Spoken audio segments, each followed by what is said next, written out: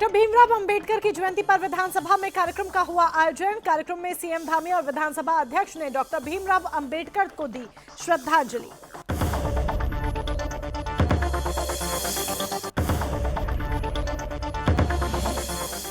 उत्तराखंड विधानसभा सत्र की तीसरी बार बदली तारीख। विधानसभा का शीतकालीन सत्र 9 और 10 दिसंबर को देहरादून में होगा आयोजित।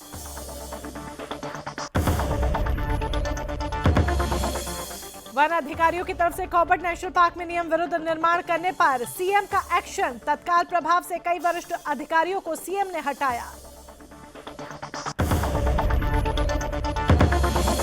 खटीमा में आंगनवाड़ी कार्यकर्ताओं द्वारा हुआ कार्यक्रम का आयोजन। कार्यक्रम में सीएम धामी की पत्नी गीता धामी हुई शामिल। गीता धामी का हुआ भव्य स्वागत। विकासनगर के महाविद्यालय में पुस्तक मेले का आयोजन। मेले में डॉक्टर दिलीप भाटिया की तरफ से रचित पुस्तक का हुआ विमोचन।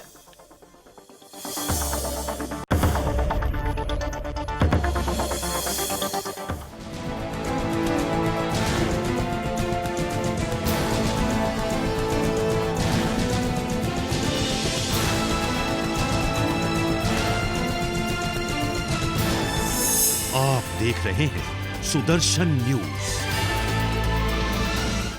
नमस्कार, आप देख रहे हैं उत्तराखंड विशेष और मैं हूं आपके साथ मोनिका ग्रोवर। उत्तराखंड के सीएम पुष्कर सिंह धामी और विधानसभा अध्यक्ष प्रेमचंद अग्रवाल ने संविधान दिवस के अवसर पर विधानसभा में आयोजित कार्यक्रम में डॉक्टर भीमराव अंबेडकर को श्रद्धांजलि अर्पित की। इस अवसर पर विधानसभा अध्यक्ष ने संविधान के उद्देश्य की शपथ दिलाई। सीएम ने विधानसभा अध्यक्ष की उपलब्धियों पर आधारित पुस्तक का विमोचन भी किया। सीएम धामी ने प्रदेशवासियों को संविधान दिवस की शुभकामनाएं देते हुए कहा कि हमारा संविधान अनेकों विशेषताओं से भरा हुआ है। संविधान नागरिकों को न केवल अपने अधिकारों के प्रति सजग बनाता है बल्कि हमारे कर्तव्यों के प्रति भी जागरूक करता है। हमारा संविधान हमारी व्यवस्था और हमारे समाज का पथ प्रदर्शक है। साथ ही सीएम ने कहा कि देश के पीएम श्री नरेंद्र मोदी के नेतृत्व में तेजी से प्रगति कर रहा है। पीएम के नेतृत्व में देश का मान सम्मान और स्वाभिमान बढ़ा है। उनकी तरफ से लिए गए निर्णयों से भारत का वैश्विक स्तर पर एक अलग पहचान मिली है। मोदी जी के प्रयासों से 21 जून को विश्व भर में योग दिवस मनाया जाता है। सीएम ने कहा कि उत्तराखंड के मुख्य सेवक की शपथ लेने के बाद मैंने प्रत्येक क्षण प्रदेशवासियों को समर्पित करने का प्रयास किया। इस अवसर पर कैबिनेट मंत्री स्वामी यतीश्वरानंद जी, स्वामी ईश्वर दास जी, सचिव विधानसभा श्री मुकेश सिंघल एवं अन्य गणमान्य लोग मौजूद रहे।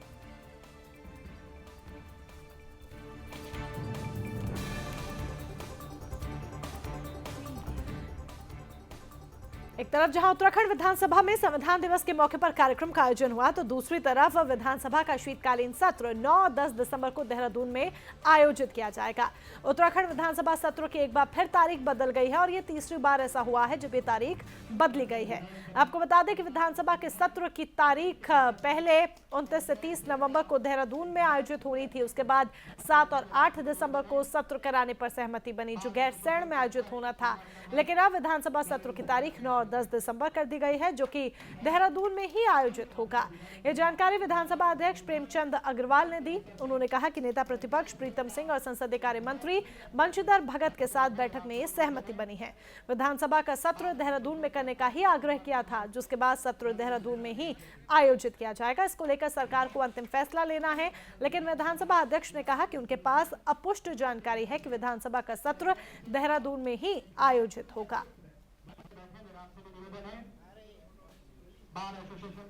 उधर सीएम धामी ने वन विभाग के अधिकारियों पर आज एक बड़ा एक्शन लिया। आपको बता दें कि वन अधिकारियों की तरफ से कॉर्बेट नेशनल पार्क में नियम विरुद्ध निर्माण और अवैध पालन पर मुख्यमंत्री धामी ने संज्ञान लेते हुए तत्काल प्रभाव से इन वरिष्ठ अधिकारियों को हटा दिया। सीएम धामी ने कठोर कार्यवाही का स्पष्ट संदेश दिया कि उच्च अधिकारियों की तरफ से राज्य के कार्यों के निर्माण में की गई घोर लापरवाही पर यह आदेश पारित किए गए हैं।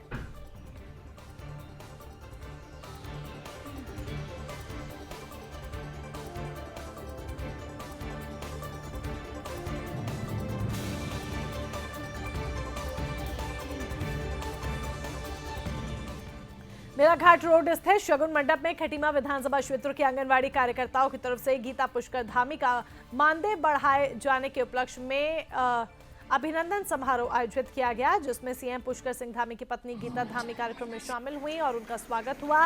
इस दौरान कार्यकर्ताओं ने गीता धामी का स्वागत भव्य तरीके से किया। सभी कार्यकर्ताओं और सहायकों को संबोधित करते हुए सहायिका के क्षेत्र में हो रहे विकास कार्यों की योजनाओं के बारे में उन्होंने बताया। साथ ही गीता धामी ने यह भी कहा कि सीएम धामी निरंतर विकास कार्यों के लिए प्रगतिशील हैं और वो अंतिम छोर पर खड़े हुए व्यक्ति तक विकास को पहुंचाना चाहते हैं। उन तक सभी योजनाओं का लाभ सही तरीके से पहुंचे, इसके लिए भारतीय जनता पार्टी के सभी कार्यकर्ताओं को उन्होंने इस कार्य के लिए लगाया हुआ है और उनका एक सपना है कि खटीमा नंबर 1 बने प्रदेश में और पूरे भारत में उत्तराखंड सबसे सर्वश्रेष्ठ बने। इस सब के लिए बीजेपी के सभी कार्यकर्ताओं और आप सभी आंगनवाड़ी बहनों का सहयोग बहुत जरूरी है। उन्होंने ये भी कहा कि पीएम मोदी का लक्ष्य पूरे भारत को वैक्सीनेशन के जरिए कोरोना से बचाना है, जिससे कोरोना जैसी महामारी से निजात मिल सके। कार्यक्रम में सभी बहनों को सैनिटाइजर वितरित किए गए। आज आंगनबाड़ी कार्यकर्तियों बहनों के द्वारा, हमारी सहायिकाओं बहनों के द्वारा, माननीय मुख्यमंत्री जी के द्वारा जो उनका वेतनमान बढ़ाया गया है, उसके परिप्रेक्ष्य में उनके द्वारा जो है धन्यवाद प्रेषित किया गया है माननीय मुख्यमंत्री जी का। आज वेतनमान बढ़ने से बहुत ही खुशी है उनमें, बहुत ही उत्साह, बहुत ही जोश उनमें दिखाई दे रहा है। और इसी तरह से जो मांगे हमारे आंदोलनकारियों की भी थी, वेतनमान बढ़ाने की, साथ में आशा कार्यकर्तियों की भी थी और साथ ही साथ हमारी भोजन माताओं की, अतिथि शिक्षकों की जो मांगे थी, उन मांगों को भी जो है सरकार ने स्वीकृति प्रदान की है। विकासनगर के डाक पत्थर वीर केसरी चंद राजकीय महाविद्यालय में पुस्तक मेले का आयोजन किया गया, जिसमें डॉक्टर दिलीप भाटिया की तरफ से रचित पुस्तक का विमोचन विकासनगर विधायक मुन्ना सिंह चौहान ने किया। इस अवसर पर कॉलेज प्राचार्य राधेश्याम गंगवार, मीडिया प्रभारी डॉक्टर दीप्ति बगवाड़ी, डॉक्टर राखी डिमरी ने प्रधानाध्यापक और छात्र छात्राएं मौजूद रहीं। इस पुस्तक मेले में लगभग 10 प्रकाशकों के सहयोग से 25,000 पुस्तकों का प्रदर्शन हुआ। इस अवसर पर विधायक मुन्ना सिंह चौहान ने कहा कि पुस्तकें हमारे जीवन के साथी होती हैं। भले ही आज के युग में सब काम इंटरनेट मीडिया के माध्यम से हो रहा हो, लेकिन पुस्तकों का स्थान कोई नहीं ले सकता।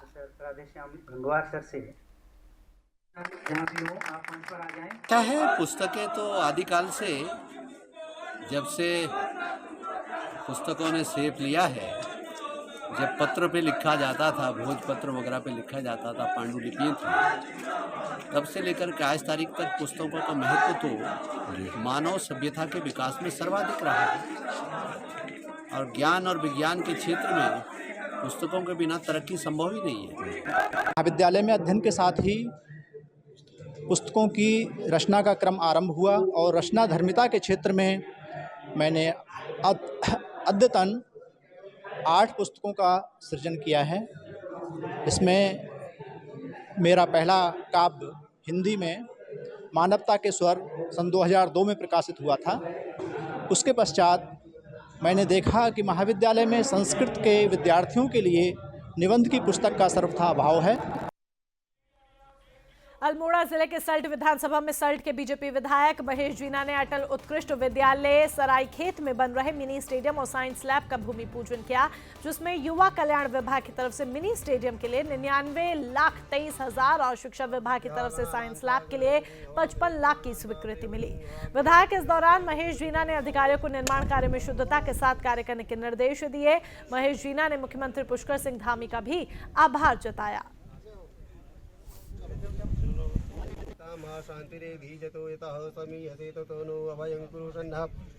आज हमारे क्षेत्र सरायखेत में एक मिनी स्टेडियम का वित्तीय स्वीकृति मिली है, जिसका शुभारंभ आज मेरे द्वारा किया गया है। मैं पुष्कर धामी जी का दिल से आभार प्रकट करता हूं कि उनके द्वारा 99,24,000 रुपये स्वीकृत करके ये धनराशि हमें मुहैया कराई गई है, जिससे कि युवाओं में स्वास्थ्य लाभ और उनके खेल के प्रति जिज्ञासा बढ़े और इसके लिए मैं उनका हार्दिक अभिनंदन करता हूं। तथा साथ ही मेरे क्षेत्र में शिक्षा विभाग के द्वारा भी 55 लाख रुपए की स्वीकृति एक साइंस लैब बनाने के लिए दी गई है, उसका भी शुभारंभ आज मेरे द्वारा किया गया।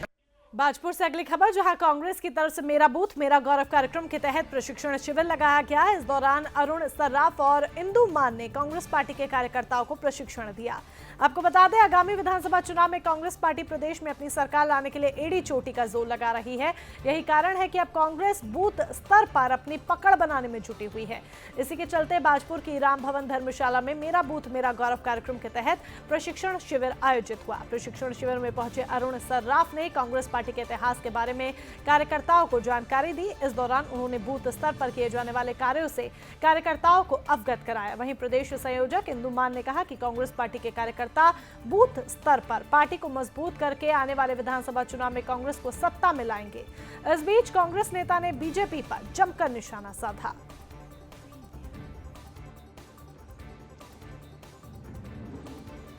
कि आज बाजपुर विधानसभा में प्रशिक्षण कार्यशाला चल रही है।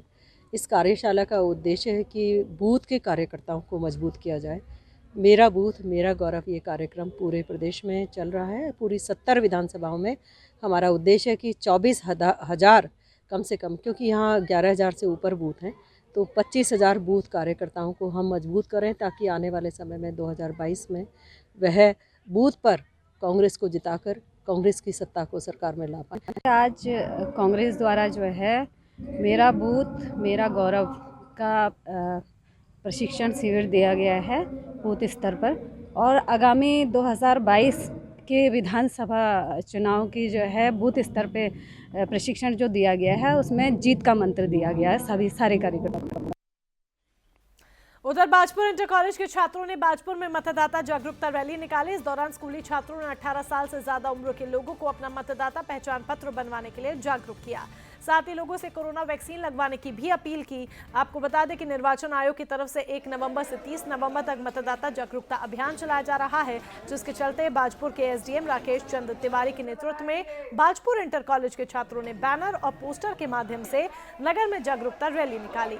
इस दौरान स्कूली छात्रों ने बैनर और पोस्टर के माध्यम से 18 लोगों को जागरूक किया। बाजपुर इंटर कॉलेज के छात्रों की तरफ से निकाली गई जागरूकता रैली विद्यालय प्रांगण से शुरू होकर ward number 13, Beria road, Ramraj road, Nainital road होते हुए विद्यालय परिसर में समाप्त हुई। इस दौरान विभिन्न विभागों के अधिकारी भी मौजूद रहे। साथ ही एसडीएम राकेश चंद तिवारी ने लोगों से सरकार की तरफ से चलाए जा रहे कार्यक्रमों में भाग लेने की अपील की। हमारा स्पेशल समरी रिवीजन चल रहा है 1 नवंबर से 30 नवंबर तक। उसी के परिप्रेक्ष्य में माननीय निर्वाचन आयोग के निर्देशानुसार हम लोग एक व्यापक रैली निकाले हैं, जिसका मुख्य उद्देश्य है कि प्रत्येक बूथ पर जो हमारे 1 जनवरी 2021 को 18 वर्ष आयु पूर्ण कर रहे हैं, सभी वयस्क लोग अपना मतदाता सूची में नाम रजिस्ट्रेशन करवाएं। यदि किसी व्यक्ति का नाम कोई त्रुटि है तो उसके लिए फॉर्म 8 भरवाएं। बाजपुर के मंडी समिति सभागार में भारतीय किसान यूनियन एकता उग्राहा यूनियन की बैठक आयोजित की गई। बैठक में उत्तराखंड की पहली ब्लॉक स्तरीय कमेटी का गठन हुआ, जिसमें रसपाल सिंह को अध्यक्ष नियुक्त किया गया। आपको बता दें कि ये बैठक भारतीय किसान यूनियन एकता उग्राहा यूनियन की प्रदेश महासचिव बल्ली सिंह चीमा की अध्यक्षता में आयोजित हुई। बैठक में रसपाल सिंह को अध्यक्ष, जगदीप सिंह और जफर अली को उपाध्यक्ष, जगतार सिंह को महासचिव, बलदेव सिंह को सचिव, मनप्रीत सिंह को कोषाध्यक्ष और रफी अहमद को उप सचिव नियुक्त किया गया। इस दौरान नवनियुक्त पदाधिकारियों को प्रदेश महासचिव बल्ली सिंह चीमा ने किसान एकता का झंडा भेंट कर सम्मानित किया। बल्ली सिंह चीमा ने कहा कि ब्लॉक कमेटी की तरफ से ब्लॉक तहसील खाना, बिजली घर जैसे कार्यालयों में हो रहे भ्रष्टाचार पर रोक लगाने के लिए कार्य किया जाएगा, जिससे लोगों को होने वाली परेशानियों से निजात मिल सके। ये कहना चाहता हूं कि इस आंदोलन के बाद भी ये हमारी ब्लॉक कमेटी जो है, हम चुनाव नहीं लड़ते हैं और ना किसी की पार्टी का सपोर्ट करते हैं। हम सभी पार्टियां जो हैं वो लूटती हैं और 5 साल तक उसके बाद ये सभी एक से में कोई फ़र्क नहीं है। इसकी वजह से हम एक प्रेशर ग्रुप की तरह है जो 4 जगह है।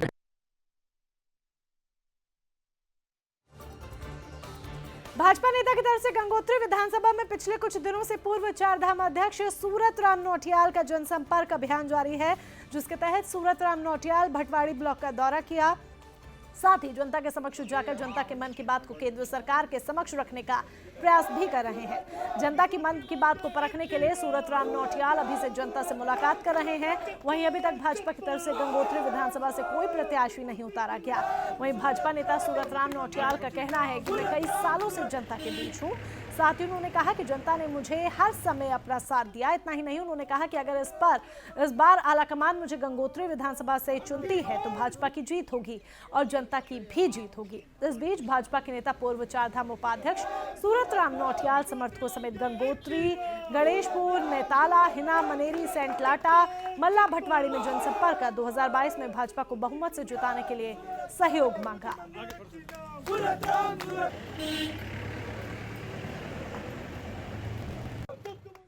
उधर भारतीय किसान यूनियन अध्यक्ष नरेश टिकैत जसपुर पहुंचे, जहां पर गन्ना आंदोलन में मृतक किसानों की पुण्यतिथि पर भारतीय किसान यूनियन के राष्ट्रीय अध्यक्ष नरेश टिकैत ने श्रद्धांजलि अर्पित की। इस दौरान कई किसान मौजूद रहे।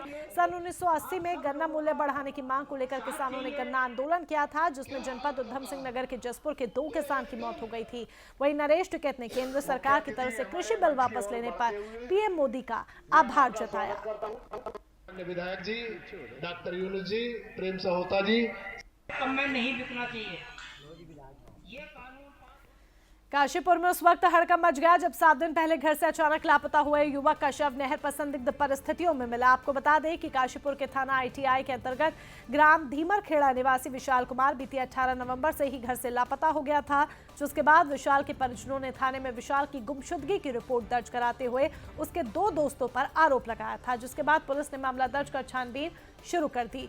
वहीं मामले की छानबीन के दौरान युवक का सिर कटा शव यूपी से सटे सीमावर्ती क्षेत्र लोहिया पुल के पास राजपुरा नहर में मिला। पुलिस ने शव कब्जे में लेकर पोस्टमार्टम के लिए भेज दिया है। फिलहाल पुलिस की तरफ से मामले की जांच जारी है।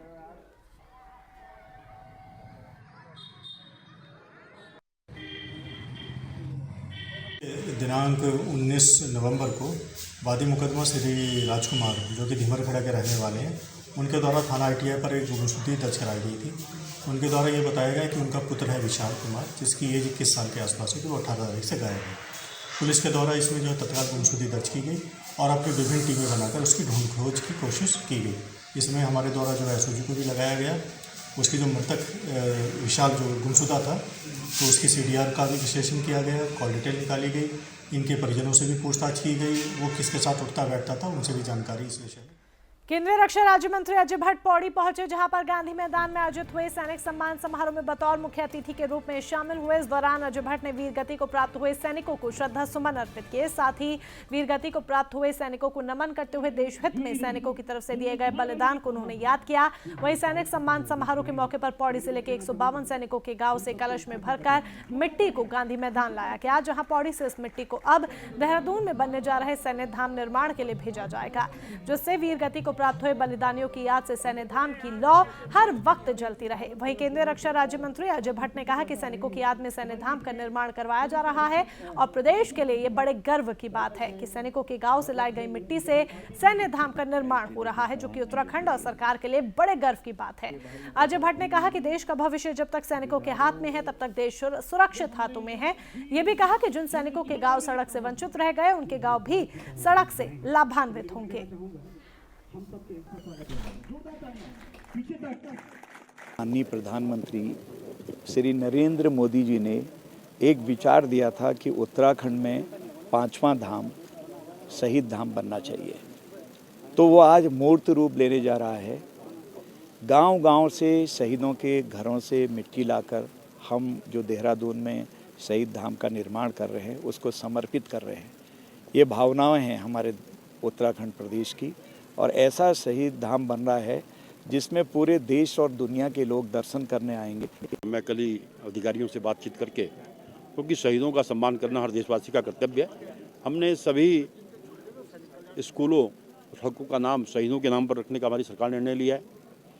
हमने ये निर्णय लिया है कि अगर कोई देश की सीमा पर रक्षा करते हुए शहीद होगा, इसके परिवार के एक व्यक्ति को नौकरी देने का काम हमारी सरकार करेगी, पुष्कर सिंह धामी की सरकार करेगी।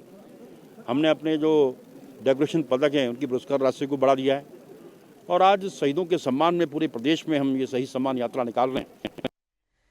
ऋषिकेश कर्णप्रयाग रेलमार्ग परियोजना में विकासखंड कोट के रामपुर में काम कर रहे मजदूरों ने वेतन नहीं मिलने पर काम रोक दिया है। पुलिस की मौजूदगी में हुई बैठक में कंपनी ने मजदूरी संबंधी कागजात मिलने के बाद वेतन भुगतान करने का आश्वासन दिया। वहीं रामपुर में कंपनी ने दूसरे मजदूरों को काम सौंप दिया है। आपको बता दें कि रामपुर में लगभग 40 मजदूरों ने वेतन नहीं मिलने पर रेलवे परियोजना का काम रोक दिया। मजदूरों का कहना है कि उन्हें 6 महीने से वेतन नहीं मिला। दशहरा और दीपावली में खाली हाथ रहना पड़ा। जब ठेकेदार से वेतन मांगा जाता है तो ठेकेदार कंपनी कंपनी से भुगतान नहीं होने की बात कहता है। ऐसी स्थिति में उनका काम करना मुश्किल हो गया है। वहीं मजदूरों की ओर से काम रोके जाने की सूचना मिलने पर थाने से SSI Ranveer Amola police force के साथ मौके पर पहुंचे। उनकी मौजूदगी में मजदूरों और कंपनी के अधिकारियों की बातचीत हुई। कंपनी के साइट इंचार्ज अनिल गुप्ता ने कहा कि ठेकेदार डिफॉल्टर हैं, इसलिए मजदूरों को सीधे वेतन भुगतान किया जाएगा। इसके लिए बैंक खातों का स्टेटमेंट एकत्रित किया जा रहा है। मजदूरों के स्टेटमेंट मिलने के बाद सत्यापन कर भुगतान संबंधी कार्रवाई के लिए हेडक्वार्टर भेज दिया जाएगा। उन्होंने स्टेटमेंट मिलने की तिथि से 7 दिन के अंदर भुगतान करने का आश्वासन दिया। गुप्ता ने कहा कि अगर मजदूर चाहेंगे तो दूसरे ठेकेदार के माध्यम से उनको रोजगार दिया जाएगा।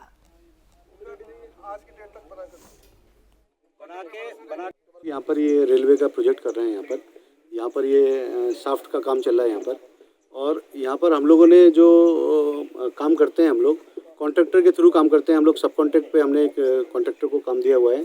जिस कॉन्ट्रैक्टर ने इनको सबको लेबर को लेकर के ये अरेंज करके लेबर को लेकर आया था सब जो है।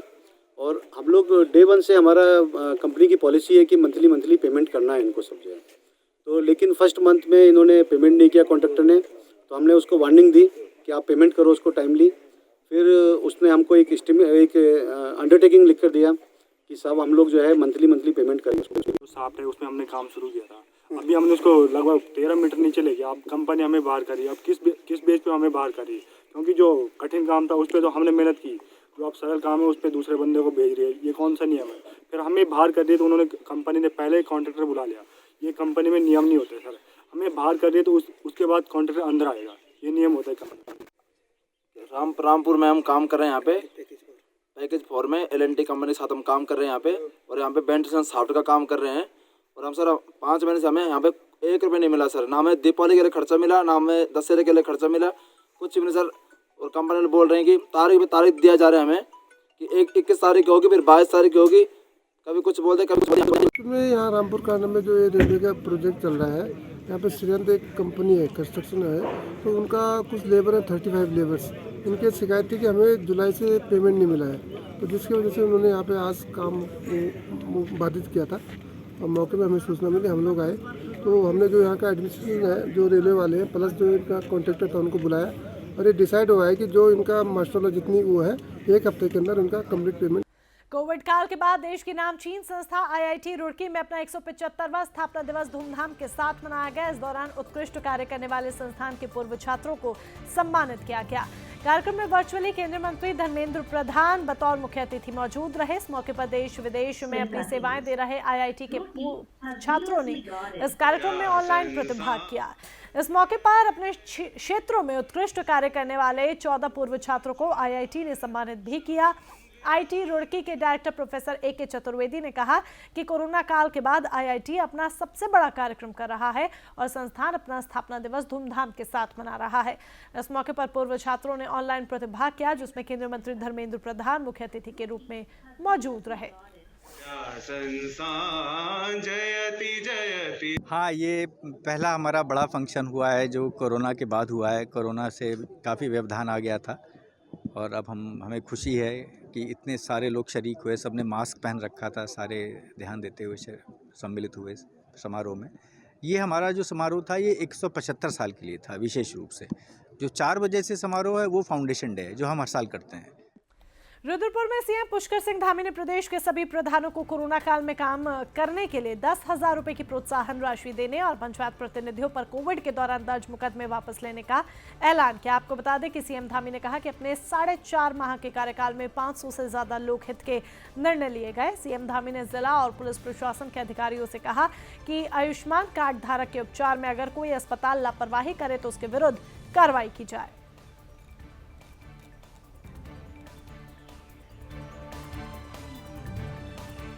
सितारगंज नकुलिया चौक में स्थित बाबा साहब अंबेडकर विद्यालय में संविधान निर्माता बाबा साहब डॉक्टर भीमराव अंबेडकर की जयंती धूमधाम के साथ मनाई गई। इस अवसर पर विद्यालय प्रांगण में स्थित बाबा साहब अंबेडकर की मूर्ति पर माल्यार्पण करने के बाद स्कूली बच्चों के साथ हर्षोल्लास के साथ बाबा साहब की जयंती मनाई गई। इस अवसर पर मुख्य अतिथि के रूप में कांग्रेस के नेता और पूर्व विधायक नारायण पाल मौजूद रहे। इस दौरान कांग्रेस नेता ने कहा कि बाबा साहब के दिखाए रास्ते पर चलकर ही समता मूलक समाज की स्थापना की जा सकती है। उन्होंने कहा कि बाबा साहब जीवन पर्यंत समाज को एक डोर से बांधने के लिए संकल्पित रहे।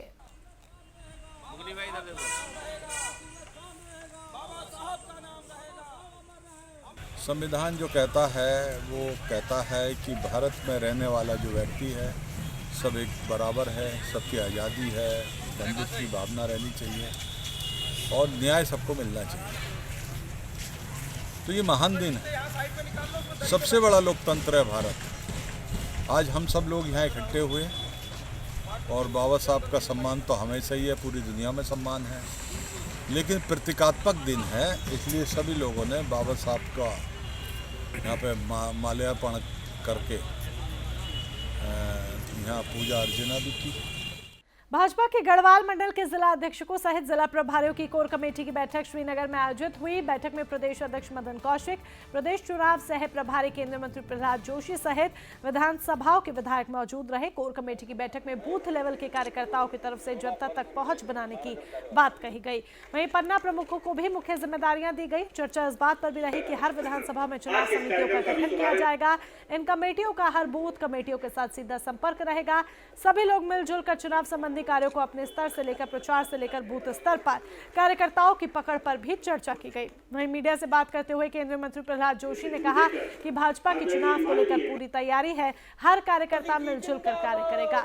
हर विधानसभा में भाजपा के बड़े अंतरालों से जीत होगी। वहीं प्रदेश अध्यक्ष मदन कौशिक ने कांग्रेस पर एक बार फिर तंज कसा। उन्होंने कहा कि कांग्रेस में मुख्यमंत्री पद के लिए रेस अभी से है, लेकिन चुनाव को लेकर तैयारियां शून्य हैं।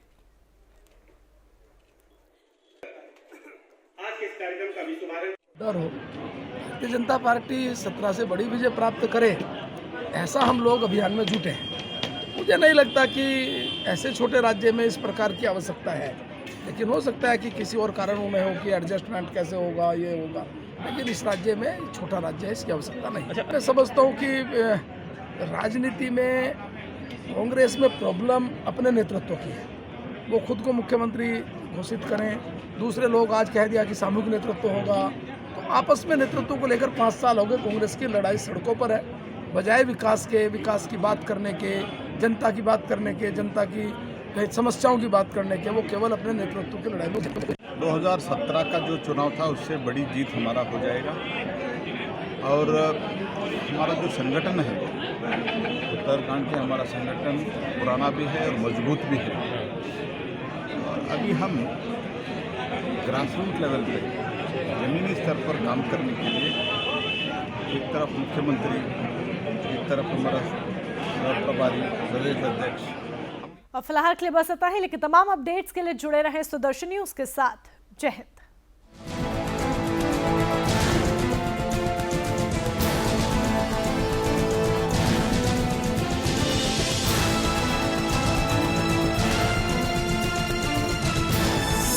आप देख रहे हैं सुदर्शन न्यूज।